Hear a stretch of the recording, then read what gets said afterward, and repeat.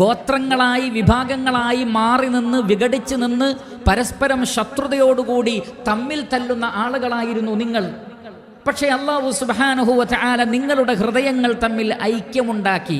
നിങ്ങളുടെ ഹൃദയങ്ങളെ അല്ലാഹു ഏകോപിപ്പിച്ചു. ശേഷം നിങ്ങളെ ഏകോദര സഹോദരങ്ങളാക്കി. കാരണം നിങ്ങൾ നരകത്തിന്റെ വക്കിലായിരുന്നു. അഥവാ ഭിന്നത മനുഷ്യനെ നരകത്തിലേക്ക് കൊണ്ടുപോകുന്നു.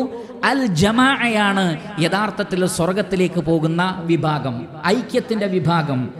ഖുർആനിലും സുന്നത്തിലും അഹ്ലുസുന്നത്തി വൽ ജമാഅത്തിലും ഉറച്ചു നിൽക്കുന്ന ആളുകൾ അവരാണ് സ്വർഗത്തിന്റെ ആളുകൾ. അതുകൊണ്ടാണ് നബി സല്ലല്ലാഹു അലൈഹി വസല്ലമ നരകത്തിലേക്ക് പോകുന്ന വിഭാഗത്തെ സംബന്ധിച്ചും സ്വർഗത്തിലേക്ക് പോകുന്ന ഏക കക്ഷിയെ സംബന്ധിച്ചും പറഞ്ഞപ്പോൾ സ്വഹാബത്ത് ചോദിച്ചു, ആരാണ് നബിയെ ആ സ്വർഗത്തിൽ പോകുന്നവർ?